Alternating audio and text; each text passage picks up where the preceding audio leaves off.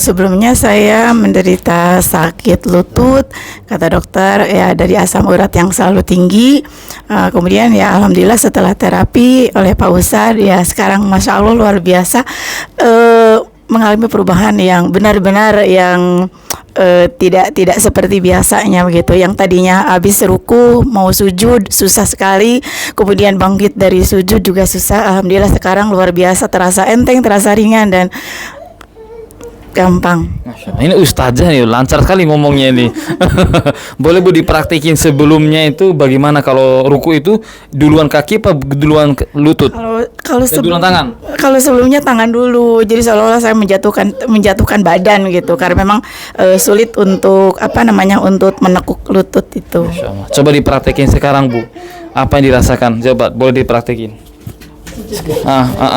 Langsung turun ya Bu. Sekarang tadi kan nggak bisa, masya Allah. Bisa, masya Allah.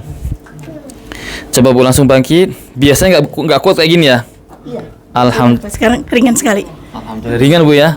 Masya Allah. Sekali lagi teman-teman, kita tuh seringkali kambing hitamkan yang namanya asam urat.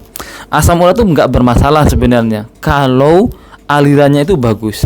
Kok bisa seperti itu? Kalau memang karena makanan yang menyebabkan asam urat itu orang bermasalah, seharusnya semua orang yang makan ikan asin, tahu tempe kena semua, seharusnya. Tapi nyata enggak. Jadi memang lututnya ini sudah bermasalah sejak awal. Jadi aliran darahnya di situ, kemudian engselnya di situ enggak bagus.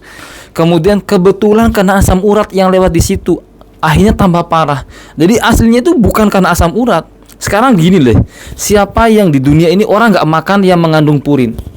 Orang Indonesia khususnya kan tahu tempe banyak kali, ikan laut, kemudian yang hijau-hijau. Kalau memang karena itu penyebabnya, harusnya orangnya kena semua. Nyatanya enggak. Nah ini logikanya. Yang kedua, kalau memang karena adalah di situ kan asam urat, berarti untuk terapi ini hanya cukup dengan diturunkan asam uratnya. Nyatanya setelah turun asam uratnya pun kaki yang bengkak nggak turun-turun dan lutut yang sakit nggak sembuh-sembuh. Iya enggak? Logikanya seperti itu. Logikanya kan gini. Ini disebabkan oleh asam urat. Oke, asam urat tinggi kan, sakit lututnya. Berarti kalau sudah diturunkan asam uratnya harusnya sembuh. Nyatanya enggak, bukan. Memang lutut di situ bermasalah, kebetulan kena asam urat, kena zat purin, akhirnya tambah parah. Berarti yang bermasalah itu bukan zat purinnya, bukan asam uratnya, tapi memang karena lututnya bermasalah. Yang lucunya lagi, kalau memang karena makanan, kenapa nggak sakit kanan dan kiri? Kan kebanyakan orang gitu, kebetulan beliau kena kanan dan kiri. Harusnya kalau karena memang makanan, harusnya kanan semua, kena kanan dan kiri.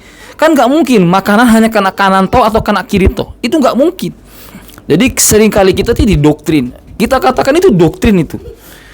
Sesuatu yang didoktrin itu tidak akan bisa menyelesaikan masalah. Assalamualaikum warahmatullahi wabarakatuh. Saya Juju Yuningsi dari Kuningan, Jawa Barat.